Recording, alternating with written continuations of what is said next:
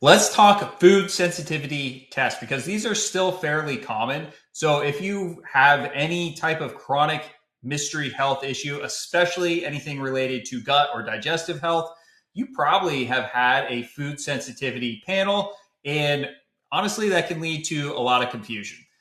Sometimes there is some accurate information in there for sure. But again, this is a situation where these tests are totally not necessary. All right, before we dive in, let me just make a clarification. I am talking about food sensitivities.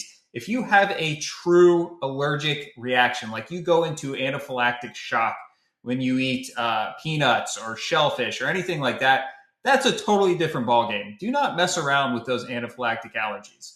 Um, Not saying those can never change, but I am talking strictly about food sensitivities, something that maybe you get some discomfort when you eat them or you think you do. That's the realm that we're talking about today.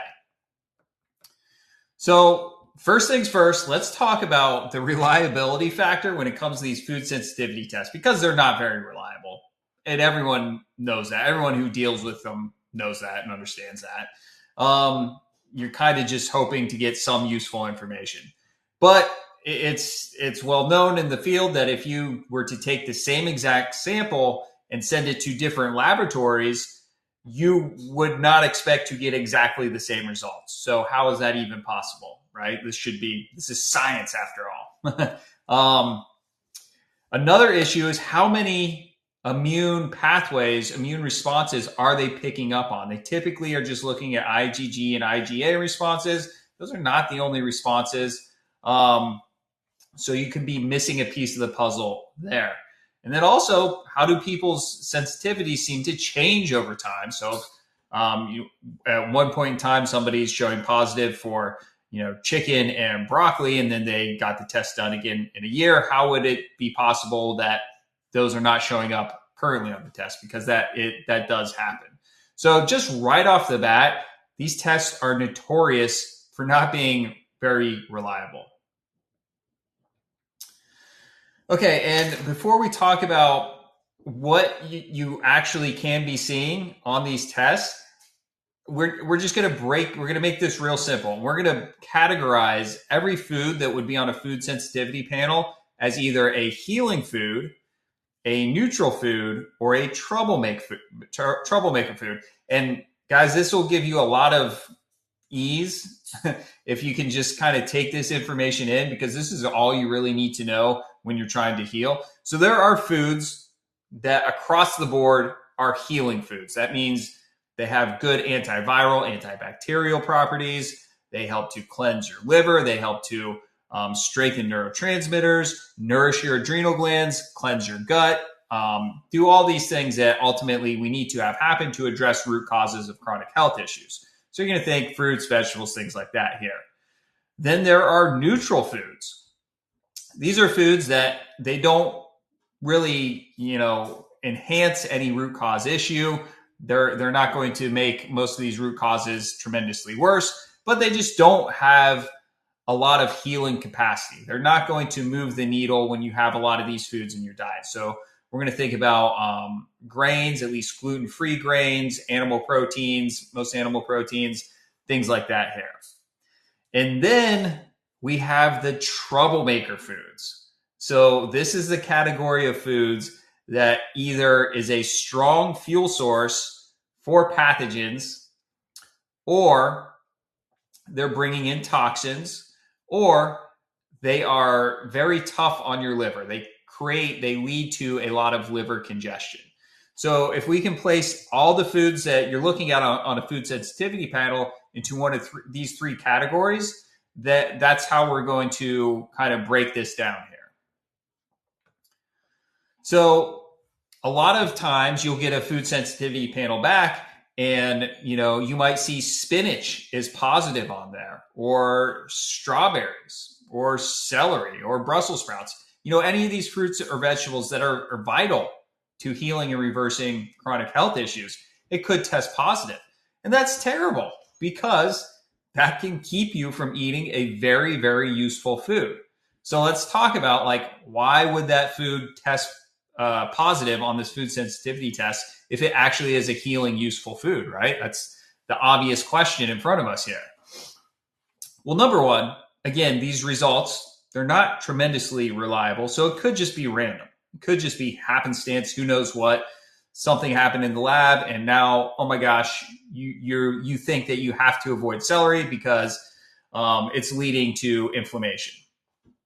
Or what actually can happen is if a healing food shows up, like celery, as a positive on your food sensitivity test, it can mean that that food is very, very effective at killing off a pathogen. So a bug, which is the root cause of so many chronic health issues and symptoms.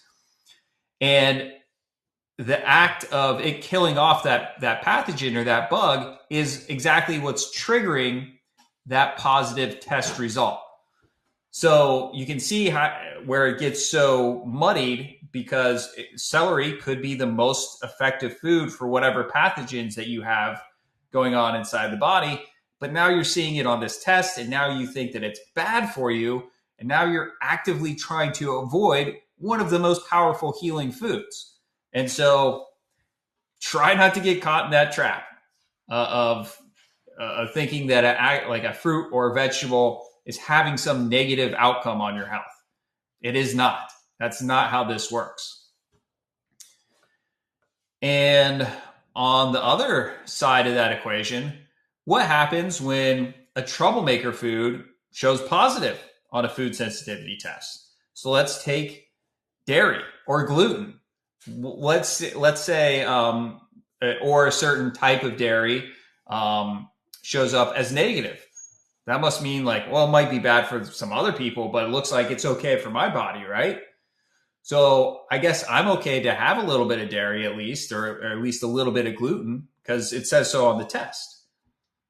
This is very troublesome because people start to believe this, and they start to allow themselves to bring in these troublemaker foods that actually do fuel the root cause. They are feeding viruses, bacteria, things like that.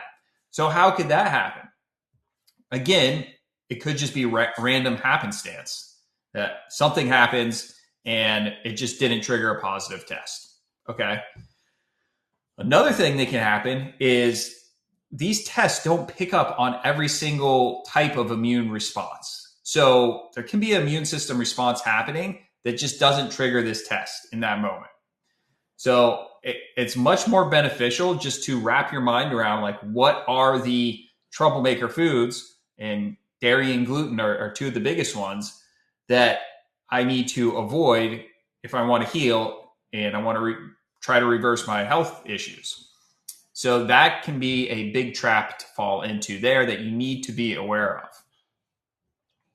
of. So yeah, those are just some of the reasons why I haven't run a food sensitivity test in years. They're totally not necessary. Again, we're not talking about allergy. We're talking about food sensitivity panels. And once you start to learn how to look at these foods, it's like, okay, this is a good group of food. This is neutral. These are troublemaker foods. Life gets a whole lot easier. Now, if you are saying to yourself, like, okay, I understand, like maybe celery is okay, but I still I don't feel good when I eat it. Hey, that can happen for sure. Some people are going to have a strong cleansing or detoxing response to certain foods. That happens. And it doesn't mean that you have to just suffer through that. And that's what I do with my clients. It's like we rearrange things so that you're not suffering and you still bring in healing components. But there's lots of other foods. So you kind of just work around that in the beginning. And eventually you can get to a point where you can tolerate that healing food without having those negative reactions. So some moving parts going on here in these food sensitivity tests.